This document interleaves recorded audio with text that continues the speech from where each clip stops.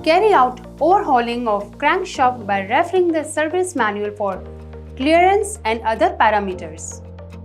Hello, मेरा नाम प्रीति है। मुझे आशा है आप सभी आज के सेशन के लिए उत्साहित होंगे। इंजनों की ओवरहॉलिंग में इंजन कंपोनेंट को डिसमेंटल, निरीक्षण करना और पुनः असेंबल शामिल है। अब हम सीखने जा रहे हैं कि क्रैंकशाफ्ट को कैसे हटाया जाए, सेल बियरिंग और क्रैंकशाफ्ट का निरीक्षण कैसे किया जाए और यह भी कि इंजन के हिस्सों को दोबारा कैसे असेंबल किया जाए और उसके कार्य सिस्टम की जांच कैसे की जाए। इस प्रदर्शन के अंत में आप सक्षम होंगे पिस्टन असेंबली और क्रैंकशाफ्ट को रिमूव करने में, मुख्य और कनेक्टिंग रोड बेयरिंग को मापने में,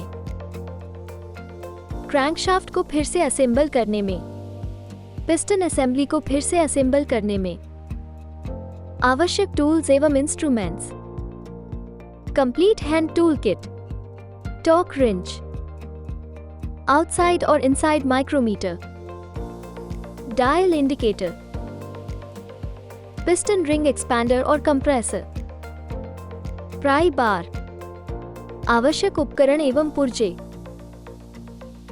engine block assembly, work table, crankshaft और कनेक्टिंग रोड के लिए नई बेयरिंग,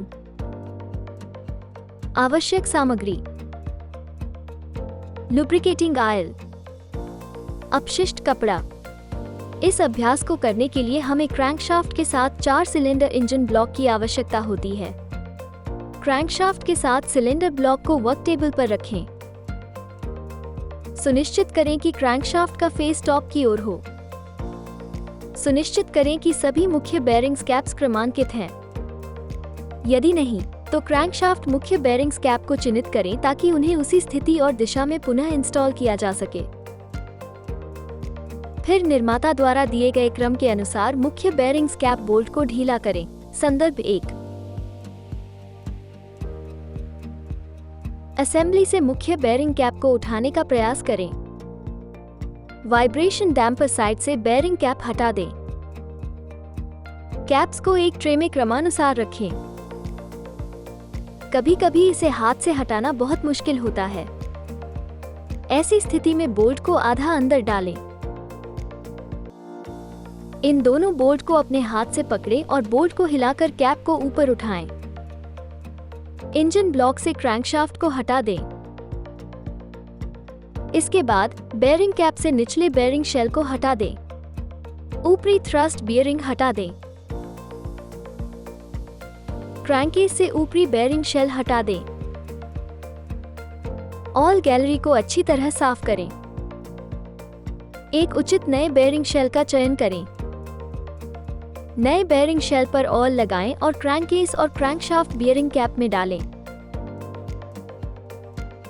बेयरिंग शेल डालते समय सुनिश्चित करें कि बेयरिंग लिप बियरिंग लॉक से मेल खाता है। सुनिश्चित करें कि ब्लॉक में ऑयल का छेद शेल में ऑयल के होल से मेल खाता हो। ध्यान दें, ऊपरी और निचले क्रैंकशाफ्ट बियरिंग शेल को आपस में न मिलाएं। इंजन ब्लॉक पर क्रैंकशाफ्ट के बिना बेयरिंग कैप लगाएं।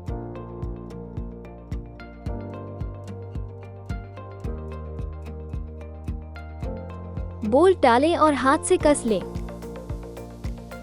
सर्विस मैनुअल के अनुसार टॉर्क रिंच में सही टॉर्क सेट करें। उदाहरण के लिए 4 सिलेंडर इंजनों के लिए सही टाइटनिंग टॉर्क 55 न्यूटन मीटर है। बोल्टों को उचित टॉर्क के साथ कसें।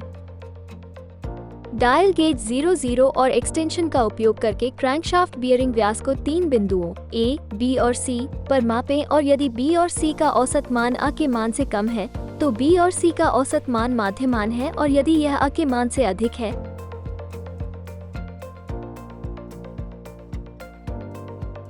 तो A का मान माध्य मान है। क्रैंकशाफ्ट बियरिंग जर्नल व्यास को मापें। ध्यान दें, जब रनआउट को A और B में मापा जाता है तो यह 0.010 मिलीमीटर से अधिक नहीं होना चाहिए। क्रैंकशाफ्ट बियरिंग निकासी G 0.027 टू 0.051 मिलीमीटर की रेडियल निकासी मापें। ध्यान दें, क्रैंकशाफ्ट बियरिंग के अंतिम रेडियल निकासी के आंकड़ों की सर्विस मैनुअल से तुलना करें। उदाहरण, मापा गया मान E equal to 57.700 मिलीमीटर, मापा गया मान F equal to 57.659 millimetre, clearance G equal to 0.041 millimetre. Crankshaft bearing cap को हटा दें। थ्रस्ट बियरिंग जर्नल की चौड़ाई मापें और उचित थ्रस्ट बियरिंग के साथ समायोजित करें। ध्यान दें, थ्रस्ट बियरिंग के दोनों किनारों पर समान मोटाई के थ्रस्ट वॉशर लगाए जाने चाहिए। ऊपरी थ्रस्ट बियरिंग पर ऑल लगाएं और क्रैंकेस में डालें ताकि all groove crank webs arrow की ओर हों। निचले थ्रस्ट बियरिंग पर तेल लगाएं और क्रैंकशाफ्ट बियरिंग कैप में डालें ताकि उसके खांचे क्रैंक वेब्स एरो की ओर हों। ध्यान दें, रिटेनिंग लग्स को ग्रूव में स्थित किया जाना चाहिए। ध्यान दें, यदि बोल्ट की अधिकतम लंबाई L निर्दिष्ट मान से अधिक है तो उन्हें बदलें। नए क्रैंकशाफ्ट पर इंजन ऑयल लगाएं और क्रैंकेस पर रखें। मार्किंग के अनुसार क्रैंकशाफ्ट बियरिंग कैप लगाएं और बोल्ट को कस लें। उदाहरण के लिए टाइटनिंग टॉर्क इंस्टॉल करें 55 न्यूटन मीटर 41 पाउंड फुट। सभी बेयरिंग कैप और थ्रस्ट वॉशर इंस्टॉल करें। निर्माता द्वारा दिए गए निर्देश के अनुसार सही टॉर्क और अनुक्रम के साथ सभी बियरिंग को कस लें। प्रत्येक बेयरिंग कैप को कसने के बाद क्रैंकशाफ्ट को हाथ से घुमाएं और पुष्टि करें कि यह स्वतंत्र रूप से घूम रहा है। क्रैंकशाफ्ट को पीछे और आगे की ओर ले जाने के लिए एक सॉफ्ट हैमर और प्राई बार स्क्रू का उपयोग करें। अन्यथा बियरिंग में खराबी होने पर इसे दूसरे से बदल दें। क्रैंकशाफ्ट के एंड प्ले की जांच करें और पुष्टि करें कि प्ले सही है। क्रैंकशाफ्ट बियरिंग अक्षीय निकासी या थ्रस्ट निकासी डायल गेज और डायल गेज होल्डर को मापें। निकासी 0.100 टू 0.245 मिलीमीटर होनी चाहिए। ध्यान दें, अपने थ्रस्ट निकासी के आंकड़े की तुलना सर्विस मैनुअल से करें। थ्रस्ट बियरिंग के दोनों किनारों पर समान मोटाई के थ्रस्ट वॉशर लगाए जाने चाहिए। यदि निकासी मानक से भिन्न है तो थ्रस्ट वॉशर को बदलकर क्रैंकशाफ्ट बियरिंग की एक्सियल क्लियरेंस को समायोजित करें। नए कनेक्टिंग रोड बेयरिंग शेल को कनेक्टिंग रोड में डालें और इसे उचित टॉर्क के साथ कस लें। इंस्टॉलेशन के लिए मैनुअल देखें। कसने योग्य टॉर्क 55 नैनोमीटर करें। कनेक्टिंग रोड बेयरिंग के आंतरिक व्यास को मापें। मापे गए कनेक्टिंग रॉड बेयरिंग जर्नल व्यास का संदर्भ लें। ध्यान दें, सर्विस मैनुअल में क्रैंकशाफ्ट बेयरिंग जर्नल व्यास का माप देखें। कनेक्टिंग रॉड बेयरिंग की रेडियल निकासी L को मापें। उदाहरण, मापा गया मान E equal to 47.700 मिलीमीटर, मापा गया मान F equal to 47.653 millimetre, clearance G equal to 0.047 millimetre, radial clearance L 0.026 to 0.068 millimetre.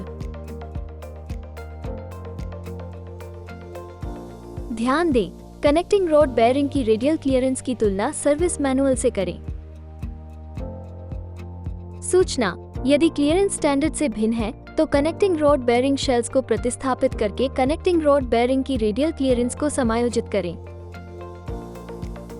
Connecting rod bearing cap को हटा दें। पिस्टन और कनेक्टिंग रॉड लगाएं। लगाने से पहले सिलेंडर और पिस्टन में ऑयल लगाएं।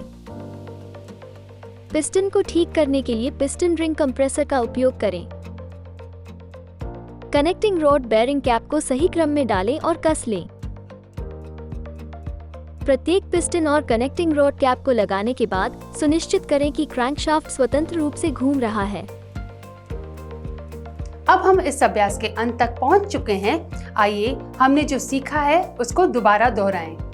हमने सीखा है पिस्टन असेंबली और क्रैंकशाफ्ट को हटाना।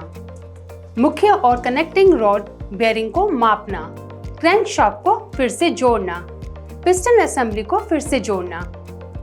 इस प्रकार इस मॉड्यूल में हमने निकासी और अन्य मापदंडों के लिए सेवा मैनुअल का संदर्भ देखकर क्रैंकशाफ्ट की मरम्मत करना सीखा है।